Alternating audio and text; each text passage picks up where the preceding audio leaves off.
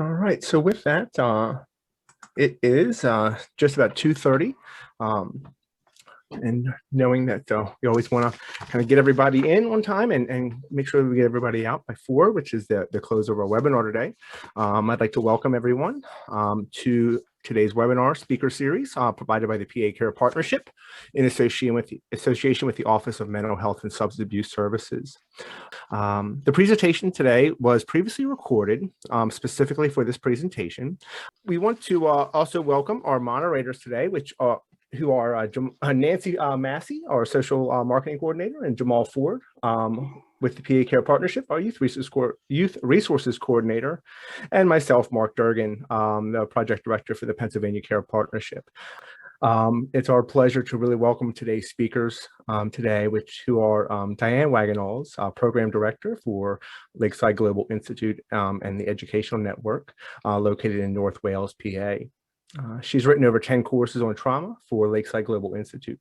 Ms. Wagenhals has presented at dozens of conferences all over Pennsylvania and is an officer on the board of the Campaign for Trauma-Informed Policy and Practice, a national organization founded by Dr. Sandra Bloom in 2016. With the mission to influence Congress and incorporate trauma-informed principles into legislation.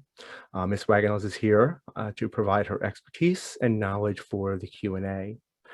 In addition to Ms. Wagenhals, we're honored to have Dr. Sandra Bloom, past president of the International Society for Traumatic Stress Studies, author and co-author of a series of books on trauma-informed care, including Creating Sanctuary, Toward the Evolution of Sane Societies, published in 1997, and with the second edition in 2013, as well as Destroying Sanctuary, The Crisis of Human Delivery Service Systems, published by Oxford University Press in 2010, and lastly, Restoring Sanctuary, a new operating system for trauma-informed systems of care, also published in 2000.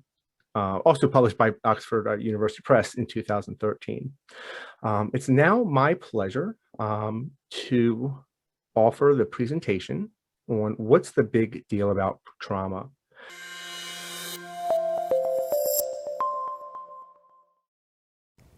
Hi, everybody. Happy to be with you today. I'm Sandy Bloom. I'm Diane Wagenhals. And Diane and I have been working together for a long time and thinking a lot about this whole issue of what's the big deal about trauma, because it's a really big deal to both of us. So that's kind of what we want to talk to you about today. What's the really big deal about trauma? Well, we think the best way to know our present and to consider a future is to look back at where we've been. So we thought we'd tell you a little bit about our journey, each of us individually, about how we got to where we are today. Because everything gets clearer through a trauma lens. Everything changes. And the context for both of us is that we're both children of the 20th century. And that was the century, it's called the century of megadeath. Yeah. And that's what makes this issue of trauma so critically important, that human beings actually killed 980 million other human beings, it's estimated at this point in time during the 20th century. And so we really need to be looking at that as a species and figuring out how to stop doing that. Yeah. So Di, why don't you tell a little bit about your story? My journey, sure. That's me a long time ago with my little daughter Jean, who is now in her 40s. But I was, even before that, I was a teacher in a school in Washington, D.C. on Fort Belvoir, and every student in my class had a parent in the Vietnam War. I didn't know, I think I was 21 or 22, I didn't know anything about trauma, but intuitively, I knew these kids were really struggling, and if I knew then what I know now, I would have known even better what was going on for them. Eventually, I started an organization after getting involved with Nursing Mothers and some other organizations to support parents. I started an organization called Parents Network. And the idea was we could train parents in healthy parenting that would help mitigate some of the things that happen when there's all the stuff, the stresses and everything else in a child's life, in a family's life. So that was my first taste of saying, how do we do something to prevent, and how do we do something to empower people when it comes? I didn't know I was dealing with trauma, but I was. So after that, looking at what my understanding, and you were one of my heroes way back when, but to better understand trauma, I went to Temple University and got a master's in psychoeducational processes to learn how do you teach groups, how do you understand what's going on dynamically within groups so that I could be more effective in doing my work. I also had the privilege of being a co-therapist. I had gone back and worked through the AAMFT stuff and was a co-therapist in a private practice for a while. And the psychiatrist I worked for, he specialized in DID, so that was a whole big thing. And actually, you and I met when we were both writing for the Montgomery County Record. You would do it on one Wednesday, and I would do another, and Brazelton would do it on another.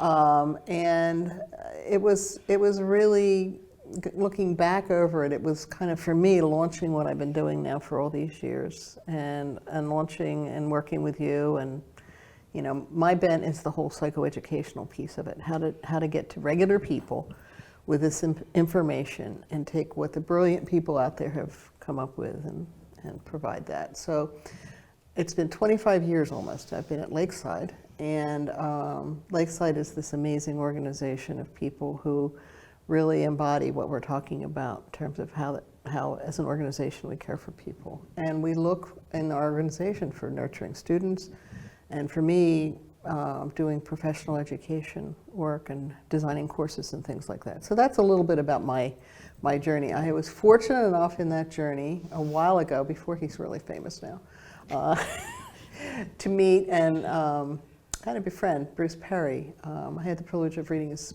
Boy Raised as a Dog before it got published.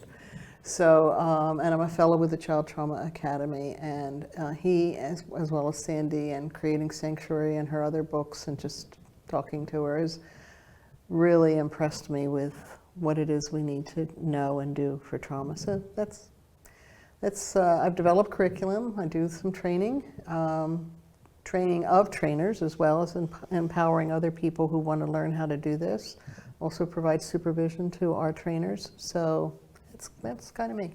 Yeah, that's how I got to know you, was really because your training programs are so good and thorough and really change people's lives, and that impressed me. And so when I got to know you and got to know the other folks at Lakeside, when I came to develop this new thing, which I'm going to tell people about, I did it in collaboration with Lakeside. So I'm very grateful that we met.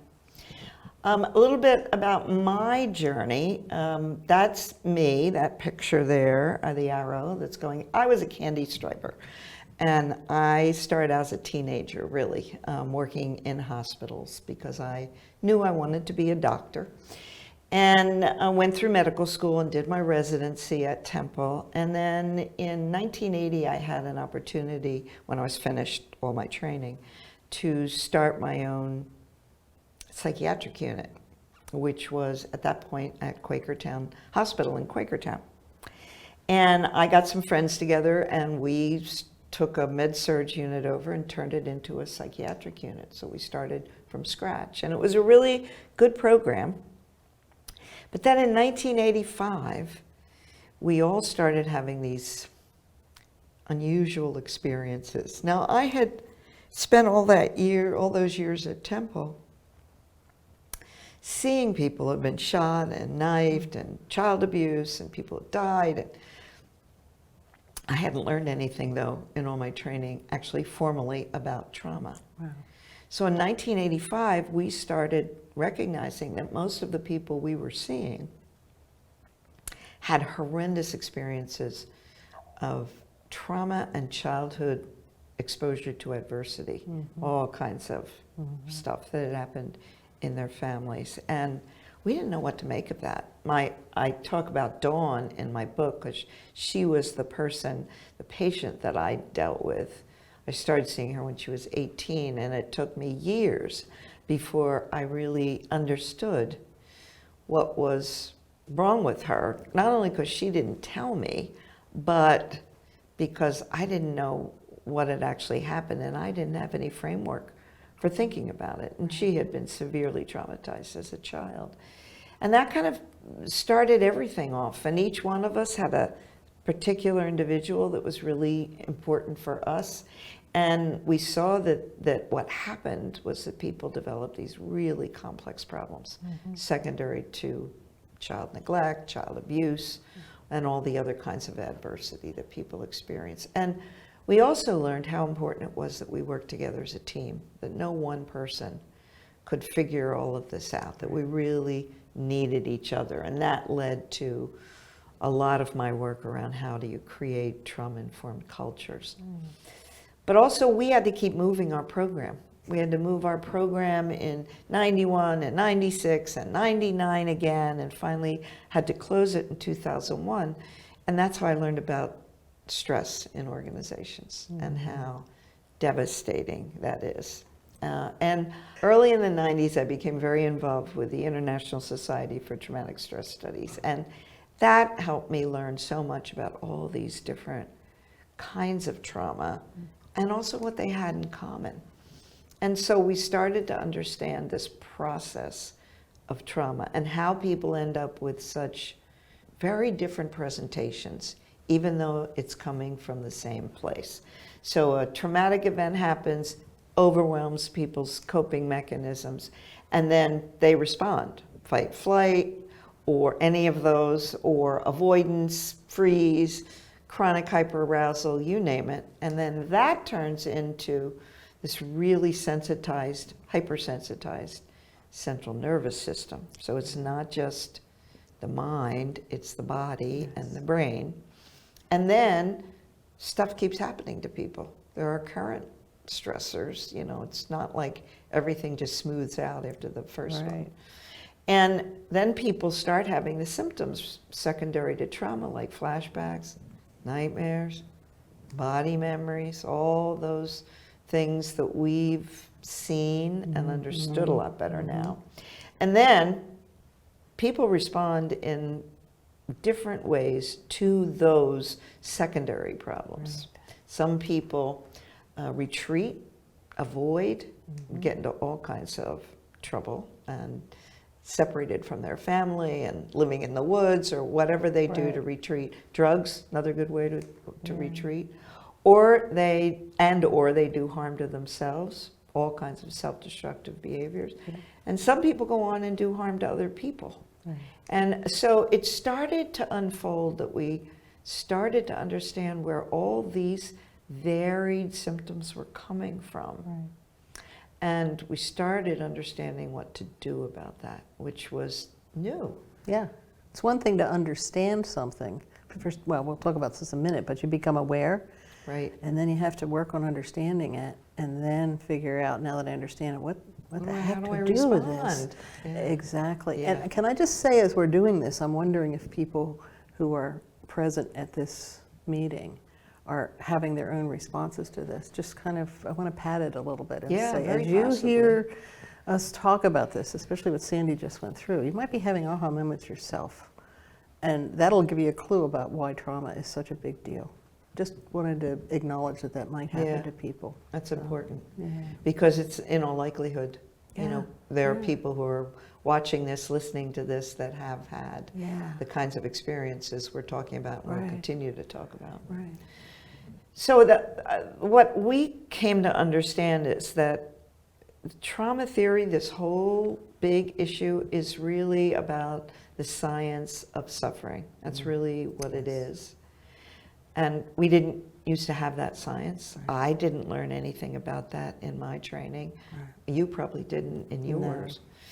And for vast numbers of people we know now, that suffering really begins in childhood and then continues across the lifespan. Yes. And then when people become parents, they may unwittingly pass along through the intergenerational transmission of all kinds of ideas and behaviors Right. that are not necessarily good for them. They're or almost good for their- programmed to do that Yeah. because of what happened to them, and they just reenact, they just repeat what's been done. They're not doing it on purpose. No, But it that's just- another piece of the complexity of all this. It becomes what's normal, Yeah. and even if it isn't normal at all. Yeah. So the way, in a team meeting around 1991, we were trying to figure out as a whole team how we had changed, how, why trauma was such a big deal. Yeah. And my friend Joe Fotorero came up with a statement that has basically become kind of a well-known saying, although Joe doesn't usually get credited for it. But he said, we've stopped asking people what's wrong with them, and now we ask what's happened to them. And that's changed everything. That was brilliant. That It was brilliant. Yeah. So I think a big part of why this is all such a big deal is because we have something that we didn't used to have, which is a unified theory of disease and where disease is coming from. And I mean mental illness, physical illness, social illness, all of the kinds of ways that human beings go off track, go off the rails. We now have a science about that, and it's about stress. And Hans Selye was this guy, famous scientist, who was one of the first people to really elaborate on the whole idea of stress and what it does to the body. And he said, every stress leaves an indelible scar. Wow. And with every stress, we get a little bit older. I guess we can relate to that. Yes, we can. Yeah. So I think it's really because this is all about the body. It's not just about the mind. It's about the body, and because every organ in our body responds to any kind of stressful event, and so does our brain. Right. When you start to dive into this, it is so incredibly amazing how our bodies and our minds and our brains operate, how we were designed. It's beautiful, and yet there's some places of great vulnerability. So one of the ways that when I work with people, I got this from Bruce Perry, others talk about this design to understand the brain, because sometimes if you can understand in a simple way something as complicated as the brain, then you have opportunities to do something with that understanding. So the way that Bruce designed this was to say you can look at the brain as having these 4 levels. Some people do 3 levels, the triune brain, but he likes this 4-level look at it. And that the brain stem is the lower part. It's the part right back here that basically does life-sustaining activities for a human being. And it's fully developed when a baby's born, because they have to have, heart rate, blood pressure, body temperature, even though their body temperature is a little variable, but it has to be all wired and ready to go. The next level in the brain is the midbrain, which is where there's motor regulation, the states of arousal, appetite, sleep, things like that is the next level up. And that's also a very primitive reptilian-like part of a brain. As we advance in understanding the complexity of the brain, the limbic system, which is really a complicated, I can't name all the parts of the No, limbic I system. can't It's either. like, oh my goodness. But it's really considered the seat of emotion. It's the part where the feelings come out for people in the most simple terms. And then the cortex is where we have concrete thought as well as abstract thought. That's people used to say, put on your thinking cap. It's really, activate your cortex, which is this part that's so amazing. And I remember hearing from him that, because, this looks like it's a pretty big in terms of size. And I remember him saying, no, it's about 1/4 of an inch thick or something like that. It's like, what? But it is this part where this is where we are rational human beings. And trauma does something to all of these parts of the brain.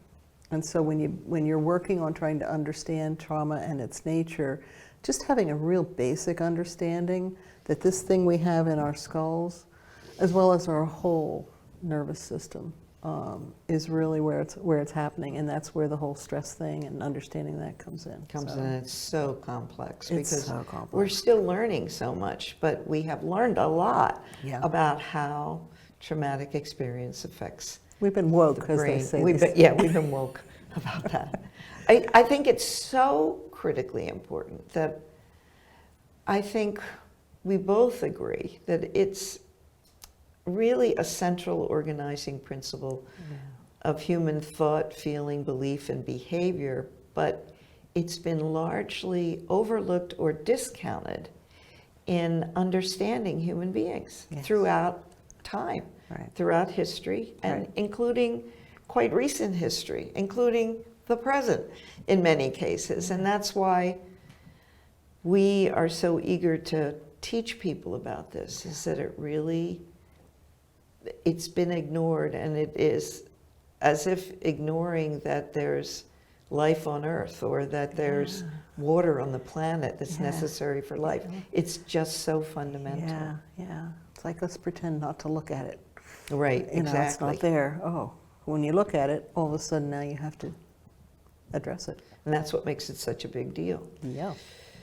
It's also the science, not just of suffering, but also of healing and recovery and transformation that we're learning about in the process of all this. That people can heal, they can recover, but it does take a different set of circumstances than often currently exist for people to do that. Yes. So this is really, this whole big thing that we're talking about, it's the first time, whether we're looking at through the lens of psychology or education or sociology or epidemiology or anthropology, it doesn't matter. We've never had a conceptual integration, a way to integrate all these different ideas about how people function and malfunction into one coherent framework. So we've just never had that. And it's a place where we're culturally evolving to have that integrated conceptual frame. Right. And I think that's so important. The lifespan approach, the understanding of social political context, and that you can't discount that when you try to understand what another person is doing. You have to focus on the body and the mind together and what's going to be involved in healing. And hopefully it'll help us break down the silos that currently exist in all of our systems who don't usually talk to each other. We need to be able to cooperate. Yeah, we don't. I mean, it's kind of like out there, the Tower of Babel. In terms of caregiving systems, they don't all speak the same language, have the same knowledge base. Yeah, and that's almost threatened by each other. It's almost like, I got my area, I'm just going to stick with this. And what does that do? Right. And it's kind of awesome because we've learned so much in the last 150 years about all these different areas. But it's meant that people had to specialize, and then you lose the connections. So I think what trauma theory gives us is that framework to possibly integrate all different levels and ideas that exist. And that constitutes what's been called a paradigm shift. And I'm sure everybody's heard about a paradigm shift, but did you know what that meant when you first heard it? No, I didn't know well, I knew kind of what a paradigm was. You but kind of felt it before you knew it. Yeah, but what does it mean if it shifts? And it's about change. It's about transformation. It's like more than change. It's like big change within which everything has to change in order to cope with the big change. That's really what it's about. It means that our worldview has to change ultimately, and that happens as a result of science, learning, new knowledge that comes into the world. And that's really what this is about. We didn't used to know all this stuff. And it's based on fact. It's based on neuroscience. It's based on, this isn't just some sort of frivolous set of principles. This is like real. It's real. It's not, it holds a key to how we may be able to survive the climate change that's coming, all of the wars, everything that Yes. is endangering life, really, that it's a shift in the paradigm for understanding the big picture and then all the way down through all the smaller pictures. Huge. But that's comprised of a whole bunch of things that are called mental models. So we've been developing mental models since we were born about everything, about education, race, age, sex, gender, everything. Life. Life, and all the pieces of life. Yeah. We have mental models that we share with people that we're comfortable being with. Yeah.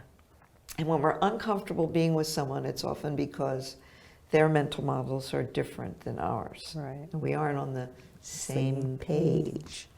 Well, mental models then determine what our attitudes are towards other people. Sure. So if somebody doesn't have the same mental models I do, I might think I might not like them very much. Yeah. Right? It can almost mean danger because you're different. And Exactly. That's a very more primitive response in a way to survival way back when. But Exactly. we're in a different time. We're in a really different time, and if our mental model signals danger and our attitude becomes paranoid about that other person or other people, then we're like to behave in ways that are really destructive. Right. And those ideas are all linked together. So the idea that you can just somehow magically change behavior without changing attitudes, without changing mental models, and without changing worldview Doesn't work. doesn't work. No. No. You can force people to change behaviors, but you're not really changing who they are and what they believe deep down, which is what they carry with them Exactly. into life. Exactly. Until you change all that or invite that to be changed. Exactly. And that's why this thing that we keep calling a paradigm shift is about trauma and adversity, and it's such a very big deal. Very. It's a really, really big change. Yeah. And I think that this study, like the paradigm throughout the world has been changing since really the beginning of the 20th century with the discoveries that Einstein made and that all the quantum physicists made about the basic nature of the world. So that the big picture world view has been changing. Yeah. But I think that this knowledge, this science about trauma and adversity, that's the equivalent of the paradigm change for understanding human consciousness. Yes. And hopefully changing it towards Yes. more compassion. Yeah. And more devotion to and respect for life. That's where we both hope it's heading. But we need to give some people some better definitions. Definitions, sure. So what is trauma when we want to boil it down to something as basic as we can get? A trauma happens when there's an overriding emotional event that produces distress, alarm, fear, or terror in a person. That reaction that happens when this event causes those things. And another way to see it is like it's a neuro, meaning brain, a neuroelectrical jolt, because your body gets flooded with all the neurochemicals that happen when that trauma occurs. And then added to that is if it's inescapable, at least it's perceived as inescapable. So you're helpless. You're helpless. And this idea that sustained toxic stress, which isn't the same as this sudden jolt, but it has some of the same effects because it's also inescapable. So even though you may not have the electrical jolt, you can still have something happen to you that's causing those same changes, which means your your brain landscape actually changes. That brain thing that was up before, it gets changed, it gets altered, sometimes permanently unless something happens. Right. That your brain is now not working the same. You have powerful sensory memories, you have the ability to be triggered, you can have flashbacks, you can be reenacting without even knowing you're reenacting, the compulsion to do that. Hypervigilant, this is where you see so much, and when we talk about the violence that's around, so much as people are so on edge, so hypervigilant, And the other side that happens is dissociation, that we dissociate normally, but really deep dissociation. These are some of the things that are the features of what trauma is about. And it has a lot to do with words, doesn't it? That Yeah. people, all the worst experiences don't get encoded properly Right. with words, and so people can't talk about it. It's Right. not that they don't want to talk about it, it's they can't They don't talk have about words because it's not in the words. place where your words are. Right, This is so much deeper. This is way deeper in the brain. right. So that makes it even more challenging. And we think now it might be the other side of the brain, the other hemisphere, the one that's been called the non-dominant or the silent hemisphere, which is most people's the right side. Yeah. That's where a lot of this nonverbal information and sensory information may be connected to or found in, or we're not really sure yet. Yeah. But that's important to know because it has a lot to do with healing efforts that people Yeah. use later. Yeah. Are You have to very- respect all of this before you even think about how do you approach this for healing. Right. But you can. Yeah, Yeah. you can. Yeah. Yep, people can, but not in ways necessarily they know about yet. Right. So Bessel van der Kolk defined trauma as it's specifically an event that overwhelms the central nervous system. It alters the way we process and recall memories. So that on the right side is what's happening. And it's not the story of something. It has this sense of it's happening right now. When you flash back or whatever, you carry it around. The memories have this tricky way of just making you feel like you're still experiencing the trauma. Right. So you walk around with that. And it alters the way you see life, the way you respond, the way you have relationships. It's really powerful. Well, you think about words in language, right? We have a past, present, future, and a whole bunch of other tenses, Yeah. right? But they're in language, we automatically put things into time and fix them in time. Yeah. But when there's no words, it's a timelessness. Yeah. There's Yeah. no time attached. Yeah. It's very disconcerting. Yeah. Because you don't know what's happening now and what's Right. actually something from the It's past. actually quite scary. Really terrifying. Yeah. And people often get misdiagnosed. They get called psychotic because it's only been quite recently that Right. those kinds of experiences have been recognized for what they are. Well, even some of the common things, the ADHD, diagnoses can be like, wait a minute, have Yeah, you wait a checked to minute. see if this Right. child has a trauma history? That's Right. really... Or a trauma present Yeah, when it's kids. yeah. And what we don't know in our schools and what, it's big. Yes, it's big. Peter Levin said that trauma happens when any experience stuns us like a bolt out of the blue, which again is that electrical shock. It overwhelms us, it leaves us feeling altered, disconnected from our bodies. Any of our ways of coping just don't work because it's too big, it's too overwhelming. It's the antithesis of empowerment.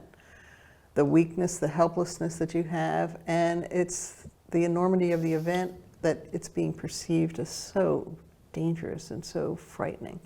So it's not in the event, it's where all of that resides. And it resides, like you're saying, it's not where you're thinking, it's in your nervous system. Right, right. It's nonverbal. Yeah.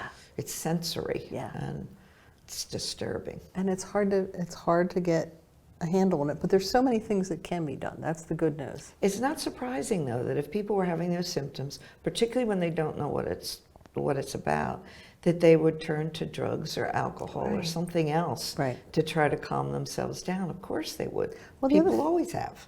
And the other thing is that people think they're crazy. Yeah. This is not about crazy. Right. This is very real, and you're not crazy when you're doing or having all of these Right. things. We need to have the compassion that everybody deserves if they have unresolved trauma that's like swimming around in those parts of the brain they can't even access. It's just- Exactly.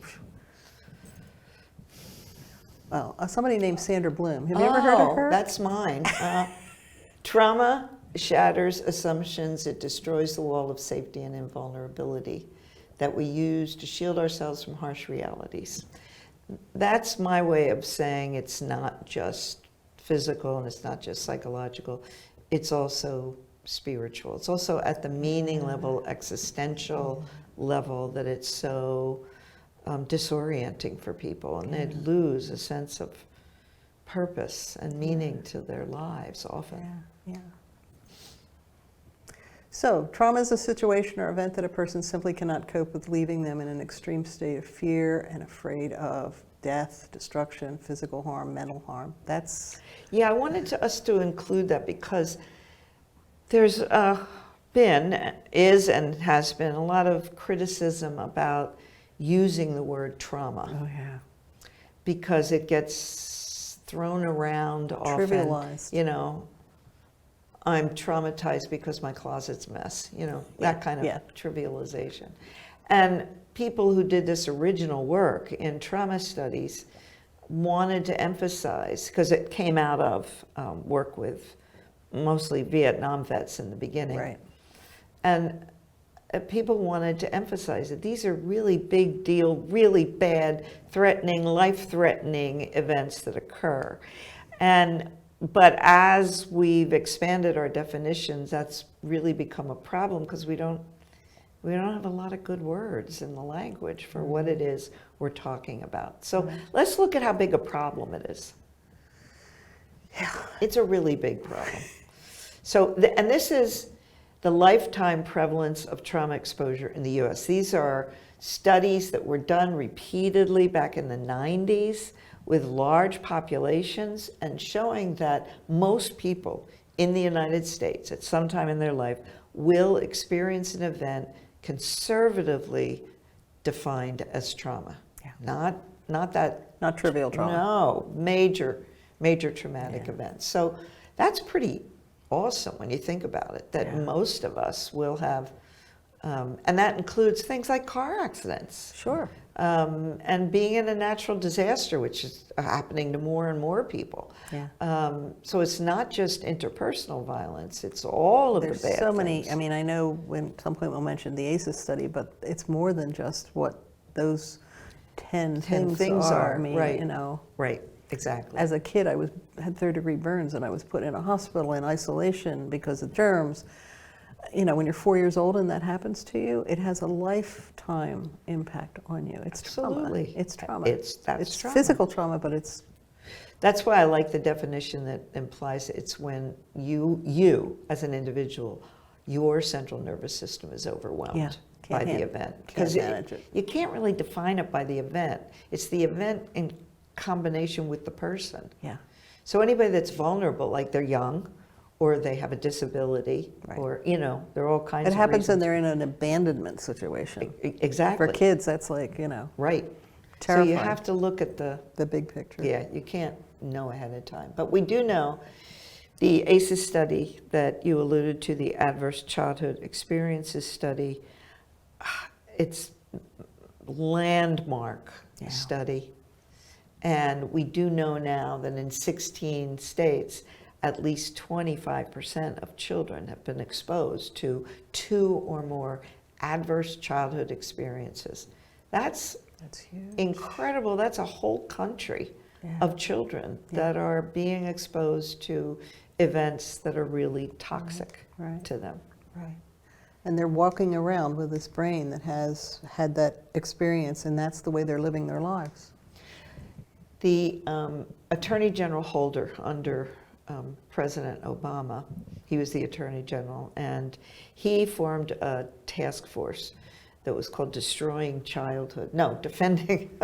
it's a Freudian slip, Defending Childhood. And he got people from all over the country to provide testimony, and what they finally came up with was that of 76 million children in the US, 46 million kids are exposed annually to violence, crime, abuse, and psychological trauma.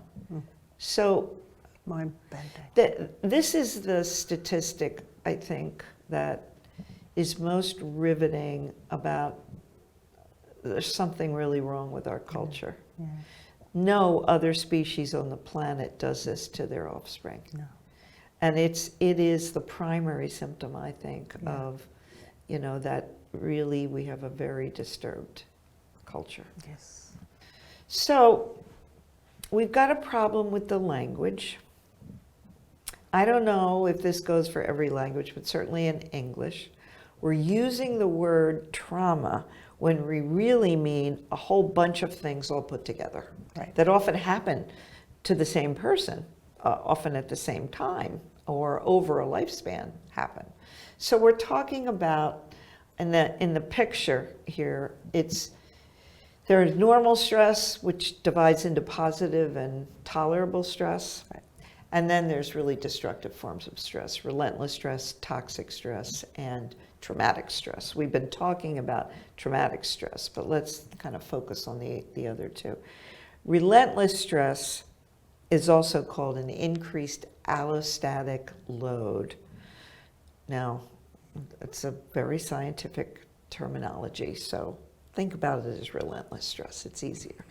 And it's things like that are just relentless. They don't go away. Poverty, or being hungry. Or a pandemic. Yes, indeed. All that goes along with a pandemic. Discrimination based on race or sex or gender identity, or really any part of your identity. Parenting alone, interesting. So Bruce talks a lot about this, right? Yeah. The problems of the nuclear family. Yes. We're not designed that way. We aren't. The isolation where people are raising children without it being the tribe that helps them and guides them and supports them. It's relentless. Yeah. You don't get, if you're a single parent, you don't get a vacation. Right. Particularly if you're a poor single parent. Right. And you can't hire anybody else. Right. You don't get a break. And similarly, for multi-generational caregiving, for having multi-challenged children, for any severe injury or chronic illness in a family member, all of these things are conditions that create relentless stress for people. But that when somebody presents in a crisis, other people that are trying to attend to them may not. They don't see the underpinning. Right. They don't see. They can't see it. What they're relentlessly stressed about, and so they don't know what was the straw that broke the proverbial camel's back. Yeah. And there's so much criticism, Right. blaming, shaming. Judgment, Oh, yeah, automatic judgments. Yeah. Yeah, Which about adds to that whole allostatic load. Well, exactly, because then you're really ashamed. Yeah. Because what relentless stress does, it creates a lot of bad feelings. Shame, guilt, depression, feeling there's something wrong with me, I can't get over this. Yeah. You get impatient, you get frustrated, you become intolerant. Everybody knows what it's like to be stressed. You don't have a lot of room, right? Yeah. And so that is not a good prescription for good parenting. No. Because on Right. top of that, now you have demanding little children, and they can sometimes pick up on your stress, so then they act out. I mean, it can just be this whole vortex that goes on in isolation many times without support. That's why I started a parenting program, trying to say, how do we implant nurturing parents, not just teaching how do you discipline and, all the little skills you have to have, not that they aren't important, but how do you nurture parents in this crisis of, I can't do this, I'm so overloaded, I can't even think straight. Well, you nurture parents, you give them support, you get words to what they're experiencing. It's what we gotta do. And we don't live in a culture where that's the norm. No. That requires community, it requires a commitment to caregiving, Right. to childcare. Yeah. We don't even let parents take time off, paid time off from work. We're the only industrialized country that doesn't have Paid those leave kinds of and all that. services Yeah. for families. Yeah. And then this relentless stress in parents then often is a fundamental cause for experiencing toxic stress in childhood. Right. Because kids just are not, and that brings us to ACEs. So the ACEs study, I bet most everybody that's I listening have a to feeling this people who are here are already know yes, about it, right? So we right. don't have to go into a lot of detail. No. But if anybody's there that doesn't know about the adverse childhood experiences, please look it up. It's all over the internet. Yeah. CDC has it. Yeah. Nadine Burke-Harris, there's a wonderful Yeah, there's a really good- YouTube yeah. that she did a couple years ago that's fabulous. Yeah, and ACEs Connection is a website where you Yeah. can have a huge amount of information about it. But it's really about all of the ways that toxic stress gets delivered to children. Yep. And what's bad about that is that it's about, again, body and mind and brain. It's about the prolonged and strong activation of the body's normal stress management systems, which isn't supposed to happen when you're in critical stages of early development. Yeah. You're supposed to be protected and cared for and nurtured. Right. You're not supposed to be exposed to that level of Right. stress. Yeah. And you're not exposed to have your brain exposed to all the chemicals that Yeah. are released Yeah. as a result of stress. And Exactly. that can do long-term damage. We think that's probably has a lot to do with the physical problems that people have later, because it affects basic architecture. Yeah. In the original study, which is a big study, and it was a study of middle-class white people for the Yeah. most part, Yeah. only a third of the population studied, and these were adults looking back at their own childhood, only a third had a 0 ACE score. It's called a ACE score. It goes from 0 to 10. And so that does not, again, bode well for our future, with so many people who are becoming parents also having high ACEs score themselves. And there are also people who are teachers and doctors and nurses and childcare workers and you name it. The list goes on and on. Yeah, everywhere. Yeah. ACEs is everywhere. And now we know that ACEs increases risk. The higher the ACEs, the greater the risk for all different, every kind of mental illness, substance abuse, all of the major chronic physical illnesses, including heart disease and cancer and diabetes and autoimmune diseases, all related to adverse childhood experiences, and addictive sexuality and all kinds of sexual problems, and aggression and violence. The higher the ACE score, the more likely people are to be engaged in interpersonal violence of some And we sort. look at our society today and we talk about all the violence, but people aren't connecting. They don't make the connections. The violence really has its source in all of this, and we're just ignoring that. It's very disturbing. Every time there's a new shooting where somebody goes in and kills a whole bunch of strangers, Yeah. then all the press comes out with, why did this happen? How could this have happened? And I'm going like, well, duh. Yeah. What happened to this kid when he was a kid? Yeah. Not now, Yeah. when he was a child. Right. And if we don't get that pretty soon, we're not going to be able to stop and prevent all of the multiple kinds of problems that It's going exist. to keep happening. It's going to get worse. It's going to get worse and worse, and it's costing huge amounts of money. Oh, yeah. So ACEs tells a really simple story, that ACEs are really common. They pile up, they're related to each other, and they really are everywhere. Yeah. People with high ACEs scores are everywhere. This is what a teacher faces. When you think about our classrooms, Yeah. if you look at this, you would have, in that classroom with 30 kids, this is looking at a high school class, sophomores and seniors, that only 6 of them would have no ACEs, 5 would have 1, 6 would have 2, 3 would have 3, 7 of them would have 4 or 5, and then there would be 3 students with 6 or more. How's a teacher supposed to manage all that? They're not. That's the problem. Right. It's And just, so if teachers don't know how to create trauma-informed cultures in the classroom, right, it'll be a nightmare, and nobody will learn anything. right, right. Because the 13 kids in the class who have high ACEs are probably disrupting all the other kids in the And class. getting blamed for it and getting, you know, right, all those punished things for it and Oh, all this yeah. stuff Oh, yeah. that does no good whatsoever. makes it worse. Okay, now we've been talking about traumatic stress, but I think people ought to understand just a little bit more about what we mean by that. If you haven't gotten it yet, trauma is a big deal. Just wanted to throw that in. Just thought to throw that. What are the kinds of trauma? So there's emotional abuse, which is really that invisible in a way because it's not so obvious. Sexual or physical abuse, you can kind of see x-rays and bruises and other symptoms of it. Catastrophic injuries, illnesses, you know, think about climate change too, what's going on. I mean, these are the things that can be this external way of looking at it. And any kind of interpersonal violence, hate crimes based on race, sex, gender, identity, class, constant threat of community-based violence. This is what we're living. This Yeah, is what we've it. been talking about through the pandemic, really. Absolutely. So people even witnessing, you don't have to actually have it happen to you. You vicariously experience it when you see it in someone else. An automobile accident, being mugged, burglary, witnessing somebody's murder, abandonment's another huge part of this, loss.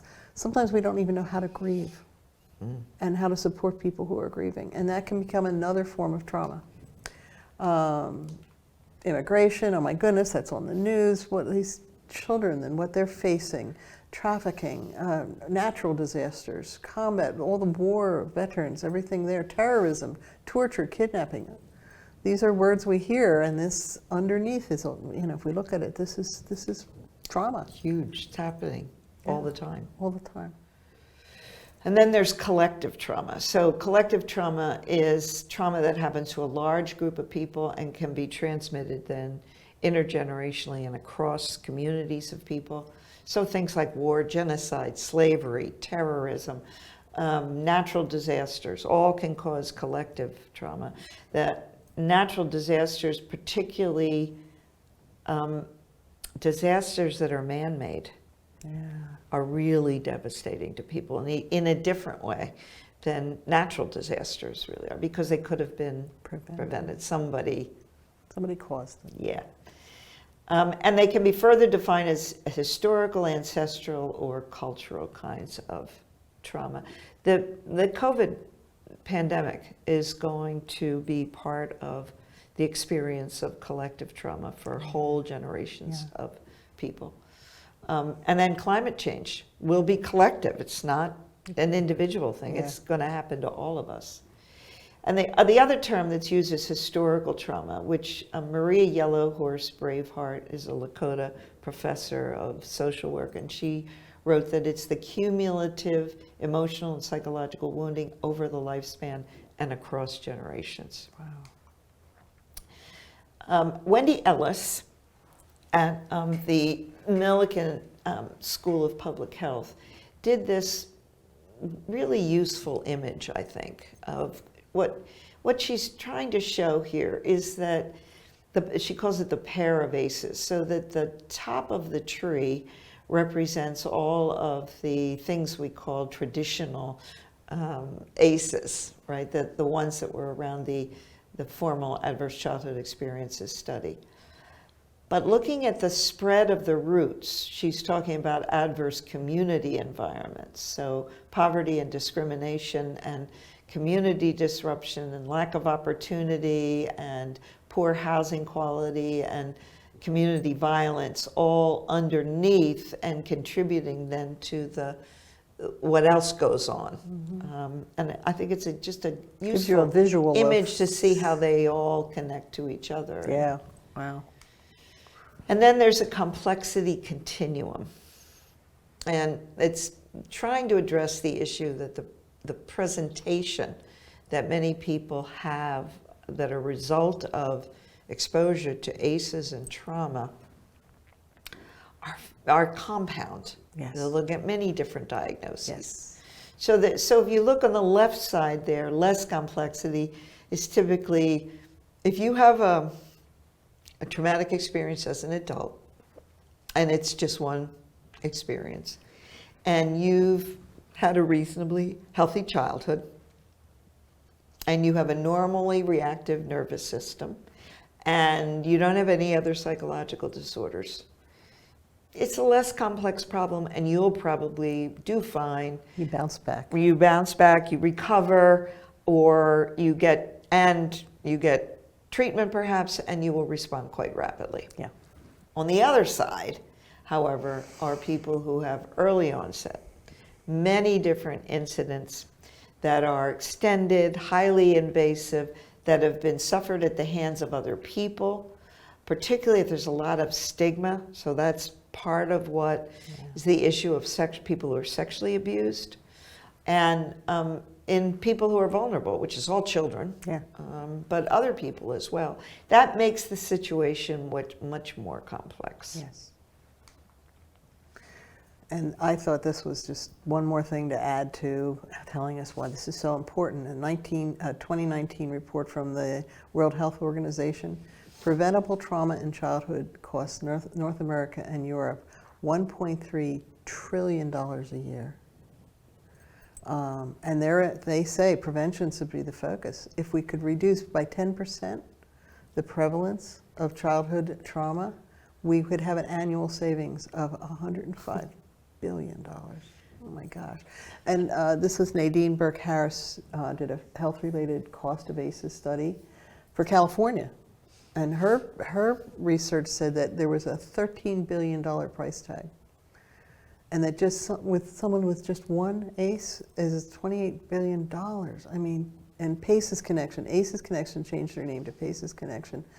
That report came out and oh my goodness. I mean, when we want to just look at money, business people might go, oh, Yeah, right. this is costing us Oh, a fortune. we might as well just take all of our national wealth and take it out and put it in a bonfire. Yeah. Because we're just wasting it Exactly. on things that are entirely preventable. That could be in people's pocket. Yeah. That could be building new roads Yeah. and new houses and Yeah. all kinds of wonderful Exactly. things. Yeah, I mean, we can look at the morality of what we're doing. Right. But if you want to look here, let's go financial. Let's do, financial. you know, oh my goodness. It's ridiculous. It is. And it's all preventable. Yeah. So I know you have some thoughts about how education matters and how people grow and change. Yeah. I think recognizing that this idea of bringing this to people, for people who are watching this, you know, where are you on this? You might think about how aware were you, and how is that? How, you know, you have to let yourself be open to that awareness, and it can be very emotional to find out this stuff. You can be overwhelmed by it. So when you go from a lack of awareness to awareness, it's often a very powerful step. But then we need to do the understanding piece. You can't jump from I'm aware to action. You have to have a place where you kind of work through helping it make sense. Then you can think about and get help with the action. And then reflection means you figure out, maybe you go back and go, oh, there's other stuff I wasn't aware of. And you keep this journey is something that I think just recognizing what step you are on or other people might be on. You have different jobs that you do based on that. And you've created this continuum of knowledge, really, Yeah. putting real numbers to what Yeah. those steps require. Here at Lakeside, we have our Lakeside Global Institute, and we do a lot of different trainings. We do a lot of workshops, and that helps people become trauma aware. They get some basic understanding. Just a couple hours. Yeah, they go from 2 hours to 4 on all kinds of subjects. And that's great, but it's just a taste. And we know that stuff like that doesn't stick really well because it's just, you get excited about it, but it doesn't stay with you. But then we have courses. We have people become more trauma informed when they take our Enhancing Trauma Awareness course. It's 6 sessions, it's 12 to 15 hours long. Then we have another course called Deepening Trauma Awareness, which is 12 sessions, 2.5 hours over a period of time. People really get a much deeper sense. And then Applying Trauma Principles is going up those steps of growth. Now you get to practice with colleagues, like, what do I do about this? Yeah. How do I relate this? And people do an amazing job when they're in ATP. And then you want to talk about... And then, you know, what my latest work is about is creating trauma responsive organizations. You know, how can we get this up to scale so that a whole organization is going through those steps at the same time, and we're calling it creating presence. I'll talk a little bit more about it, but we've charted that out to be at least 18 months. Yeah. You know, so that this I think speaks to the issue that's very much in the environment right now about, well, I'm trauma informed. You know, I went to a workshop for a couple hours. Yeah, I'm all done. I'm done. That's it, right? No, and this really illustrates, I think, how it's a whole new knowledge base. So you got to go deeper and deeper and deeper and deeper, and with more people and more people and more people to really know what to do. So let me talk a little bit about this, about presence. Unfortunately, right now, our organizations are perfectly designed to get the results they're now getting, which... Not that great. Not that great. And it doesn't matter what kind of organization, you know, we're talking about. That Without this kind of knowledge, you just won't do that well. And I can speak from a personal experience about that. We just really didn't know what in the world we were doing. It's because when you apply it to organizations, the older paradigm that exists is thinking about organizations and human bodies as being machines. And so the whole industrial age was about machines. And we still think of organizations as machines, but it doesn't work really well, mainly because they're not. They're not machines, they're comprised completely of living beings. And so the newer model is that of organizations like people being alive, being living systems. And that's being informed by a huge knowledge base, social neuroscience, developmental neuroscience, evolutionary psychology, evolutionary biology, systems theory, you name it. All of this new knowledge has been flowing into our culture for the last century, really, but has not been well integrated all together. In reality, we know we mirror our organizations, and our organizations mirror us, and we call that parallel process. And it's when two or more systems have relationship with one another, they tend to develop similar thoughts, feelings, and behavior. Right. So we can learn a lot about what's happening in organizations by understanding people, and vice versa.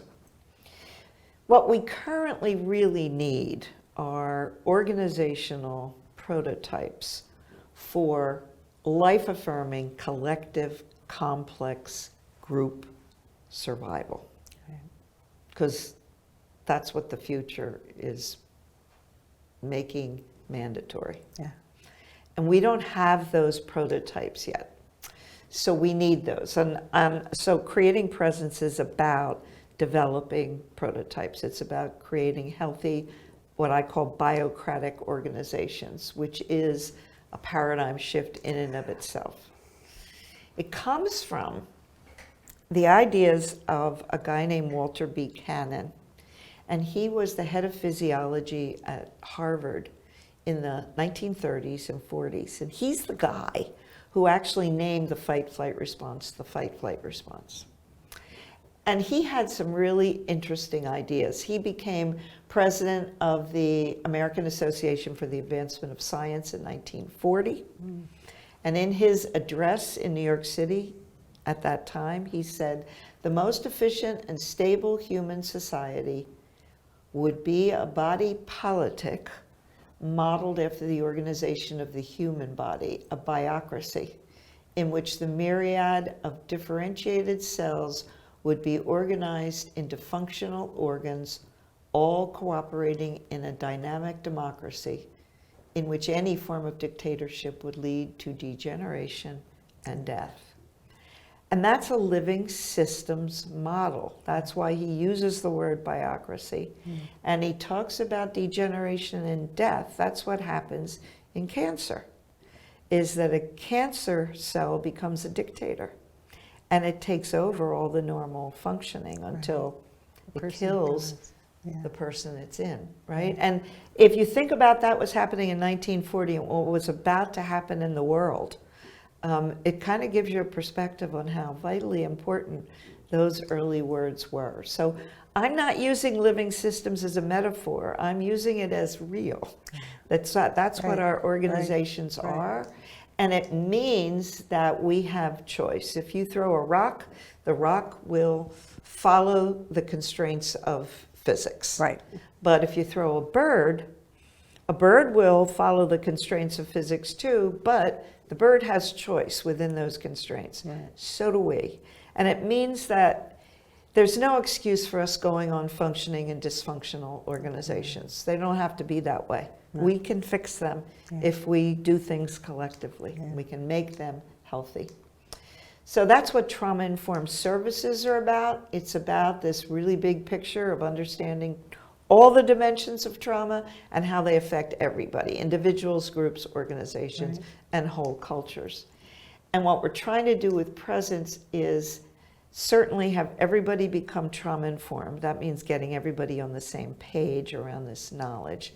But then it also means integrating all that knowledge into policies and procedures and how people manage and what our values are within our organization. So that, for me, is becoming trauma responsive. And then trauma resilient is how can we build processes that enable us to come back from more stress and more trauma, which is inevitably going to happen. So that's what Presence is about. It's really about trying to help people modify their own organizational DNA. Right. And it's all online. It's an organizational and clinical approach for creating trauma-informed, trauma-responsive, and trauma-resilient organizations. It's an acronym.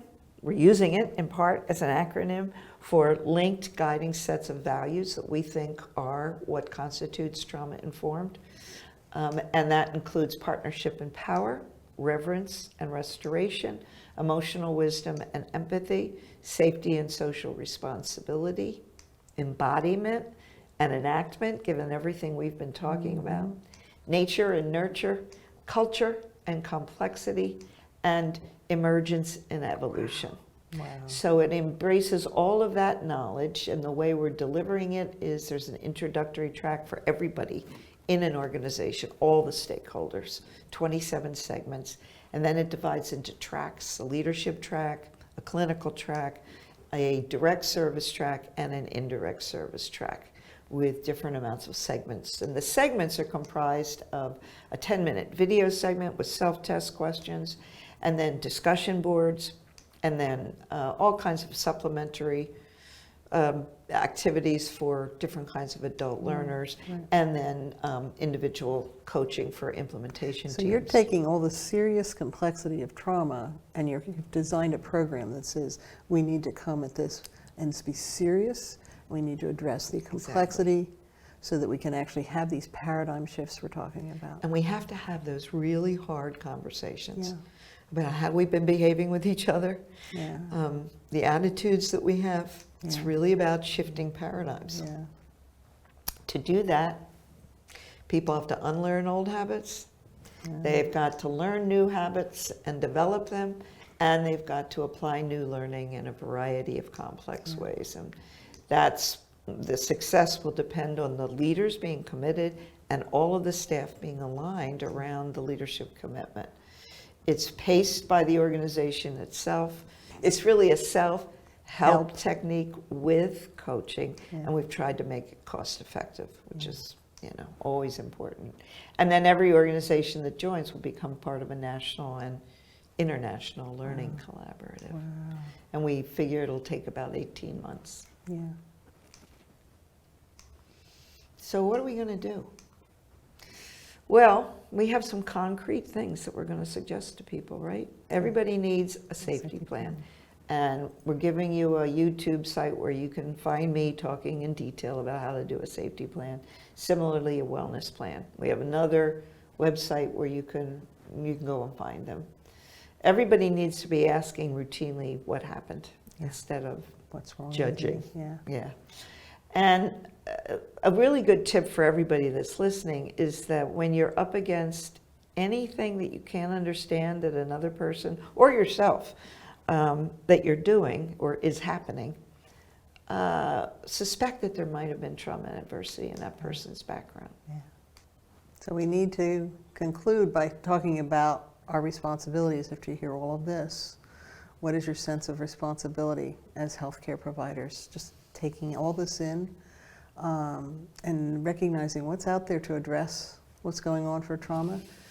Please be very suspicious of quick fix approaches, the one size fits all, because as you can see, the complexity is mind-boggling. Yeah, so we have to look for substantive versus superficial interventions. We need to look at prevention. How are we going to prevent trauma from happening? And again, don't look for quick fix answers. It's too big a problem. We need to be, one of the things that I'm saying more and more because of the whole trauma-informed misuse and trivialization of that, is the commitment to be a lifelong student of trauma, that you're going to never stop learning about it. And eventually you can feel yourself being more trauma-informed, sensitive, responsive, all those things, but it never ends. So you're a student of trauma. And we want to support the efforts of impacting our governments and all the money that gets put out there. We need to put money and intentionality behind this from that perspective as well. So there's an organization called CTIP that a certain friend of mine who's sitting next to me. And my friend too. We've both been very involved. Created CTIP, which is the Campaign for Trauma-Informed Policy and Practice. You can see it's ctip.org. Learn a lot about how to influence government. It's huge, huge. Huge. And we need more people. So that's where we've been. Yeah. That's why we think trauma is so important. What do you think is ahead? For me, I think we need to think about what psychoeducation can do. And for me, that's my background. I know that when you give people the information, you inspire them, you inform them, you just impress on them all of these things. And so if we're going to talk about doing this, we need to have plans for doing psychoeducation. To go back to that earlier conversation about mental models, I really became convinced with the people that we worked with that it was psychoeducation that changed their mental models for understanding themselves. Yeah. And that then led to activation in all kinds of positive ways. I can't tell you how many people will go through our courses and say, I've been to a lot of therapists, I got more out of this, because you can take it in a way that allows you to do a lot of your, not that, some people need to be in therapy and all, but it really has an impact when you learn about it, especially with other people on a journey. It changes your paradigm. It does. So, and that means really educating everybody about widely, not just, it's again that time commitment. Well, when I think down the pike for what's coming, I think of H.G. Wells's quote. He said, human history becomes more and more a race between education and catastrophe. Yeah. And back in 1988, Roland Summit was one of the early pediatricians to focus, I think he was a pediatrician, to focus on trauma in children and child abuse. And he wrote, what if we're protecting a massive societal blind spot? What if judges have been trained not to hear, doctors schooled not to see, and psychiatrists encouraged not to believe? What if the instruments of social scientists have been calibrated to filter out an insistent static of post-traumatic pain that is central to the origins of violence and emotional disturbance? Wow. Of course, that was 1988. And what we've seen since then is absolutely on target. Yeah. All of that was denied in the 80s and in the early 90s. And there was huge social pushback. Yeah. Oh, there can't be that many pedophiles. Oh, there can't be that much sexual abuse. Yeah. Oh, it's all false memories. Right. People are misremembering. They're just making this stuff up. Right. They're just bad. And now we know, research has borne out that no, it was a massive social blind spot. Well, I'm really interested in that. And I've been interested in it for a long time. There's a guy who was one of the founders of modern psychiatry, really, and he wrote, it's futile to attempt to remedy mental disease occurring within the individual mind as long as psychiatry remains blind to the existence of mental disease within the social mind. And he wrote, it's society that is the patient. Well, if I get to do more work in the future, that's what I want to focus on, is how disturbed our culture is and why. Why is it so unconducive to healthy families and healthy parenting? How did we get here? How did we get here? This is an anthropologist who more recently wrote that time and again for more than 2 millennia, the people we call Western have been haunted by the specter of their own inner being, an apparition of human nature so avaricious and contentious that unless it is somehow governed, it will reduce society to anarchy. That's what we believe. That's what we've been taught to believe about humanity, that basically we're guilty of original sin, we're a warlike, violent species, and all you can do is contain us. And I think there's more and more evidence that that's just not true. Yeah. That's only been for about the last 6,000 years, but we had cultures for 95,000 years before that, and the past is never dead. As Faulkner said, it's not even past. So there's a lot of work to be done in uncovering what was our past, and are there alternatives deep down in our basic hunter-gatherer nature that could serve as models for where we have to go in the future? That's what I'm really interested in. But I think it means this whole paradigm shift thing means that everybody has to get activated. And it doesn't much matter in which direction you want to get activated. So here's info on CTIP, but also go where your passion is. If your passion is about saving animals, do that. If it's about, women's rights, go there. Human rights, go there. Green, go there. Black Lives Matter. There's a really interesting Center for Global Non-Killing. Wow.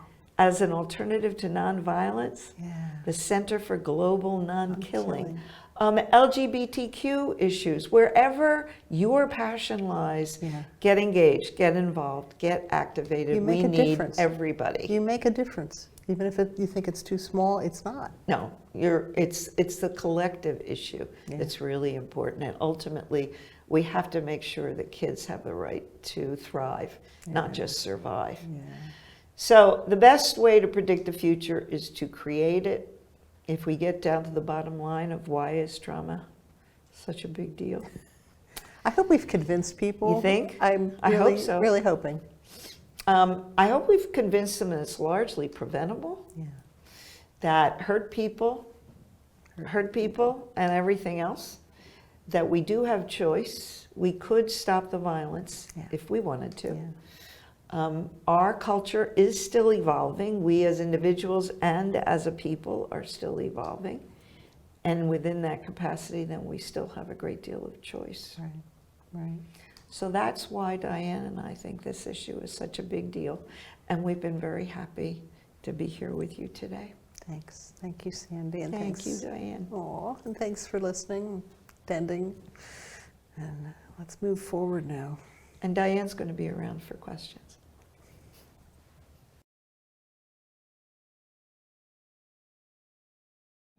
Welcome, Diane and Jamal. Thank you, Mark.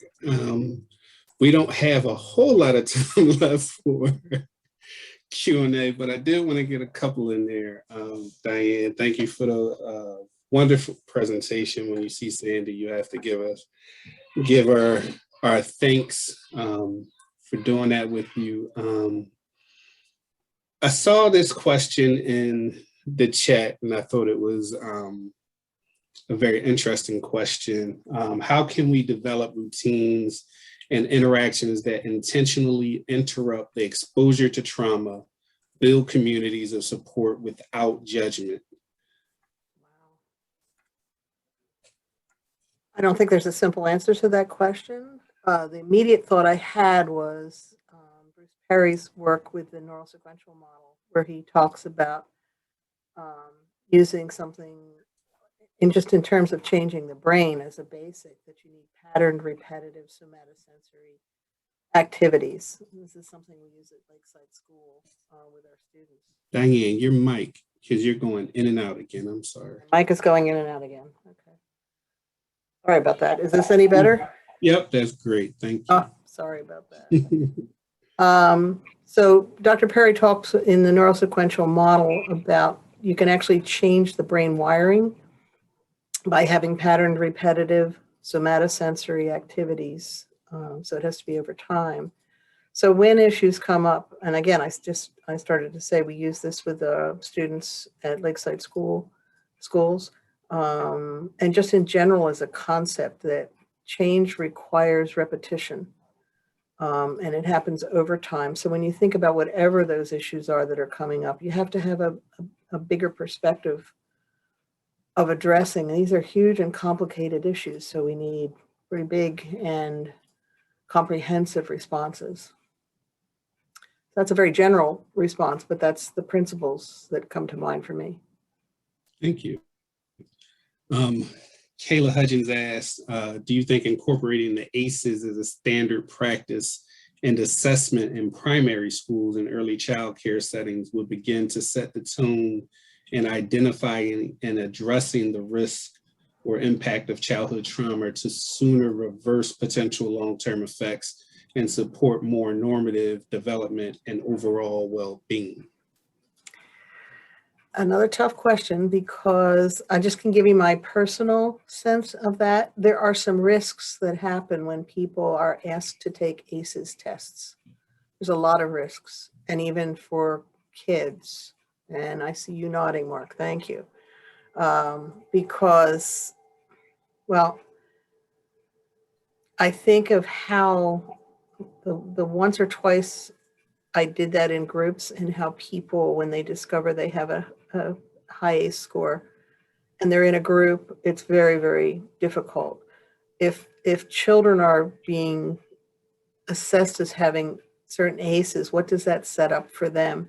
I know Nadine Burke-Harris, who's now the in California, she's the head of their tweaking on it, Surgeon General for California. She uses something in her programs where she lets parents look over the ACEs and then just on their own talk about a number without having to reveal which ones. That's a little bit better, but I still worry about how vulnerable people are how vulnerable students might be if we start just plunking in the ACEs work. That's my thought. Thank you.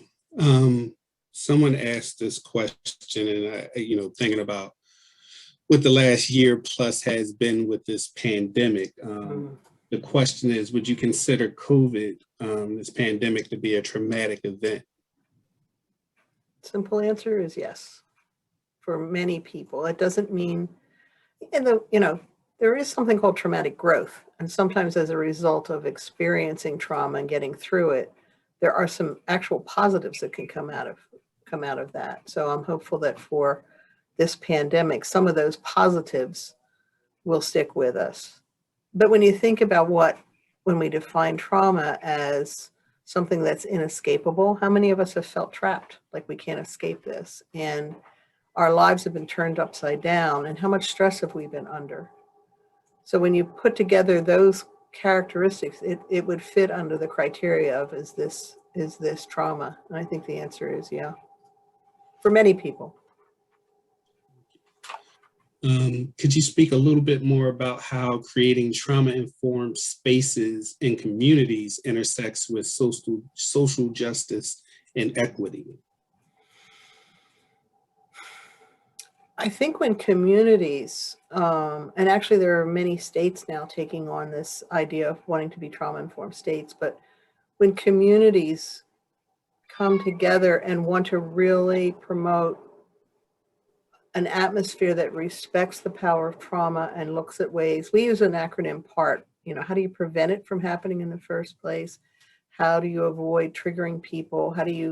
Do you know how to respond when someone's been triggered, and do you know some of the therapeutic interventions? That's the PART of PART.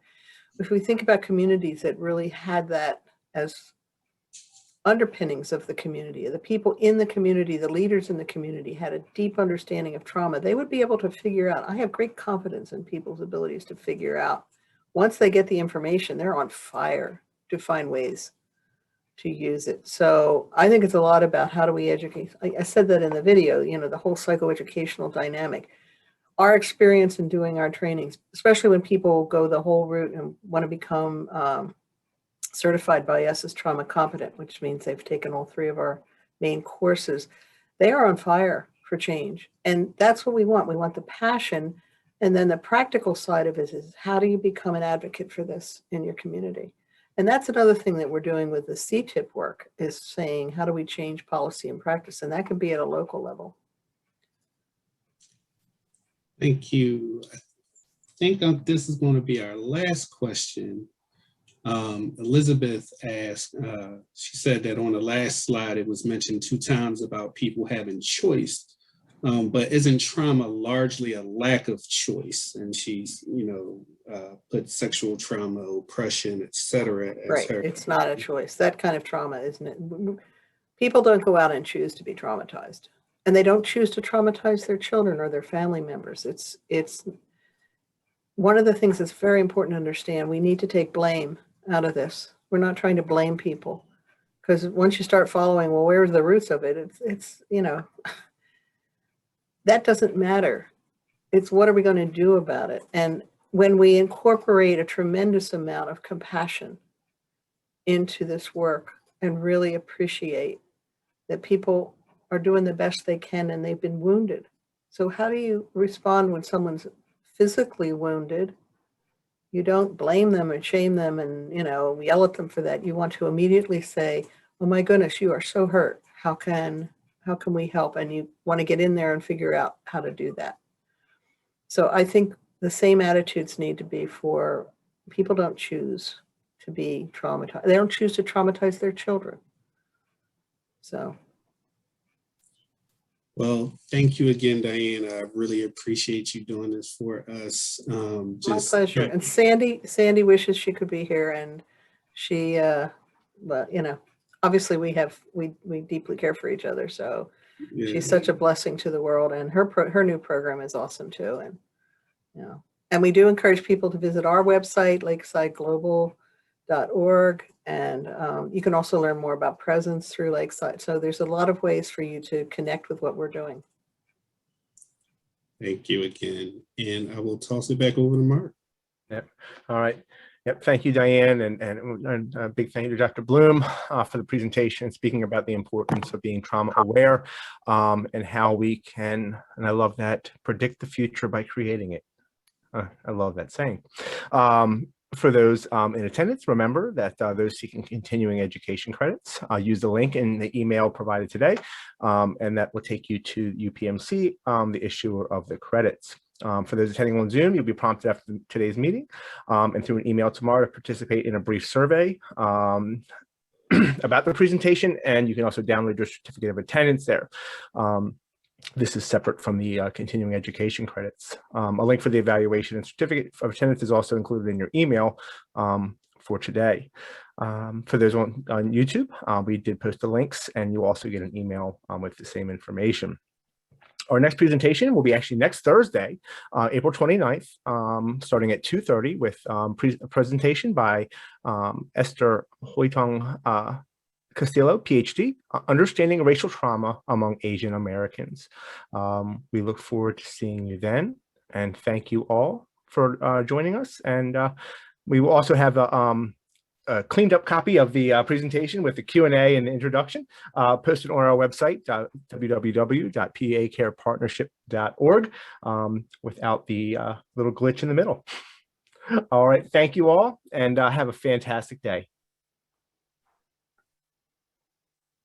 Thank you, Diane, again. We so much appreciated having you and Sandy here today, and the more than 1,000 people that were here today. And I love watching all these thank yous just running through the chat.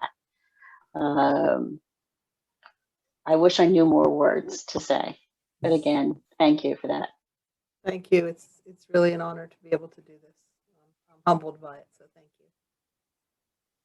No. It's an honor for us to have you. Great. Thank you, everyone. all. Have a great day. Bye-bye, everyone. Bye.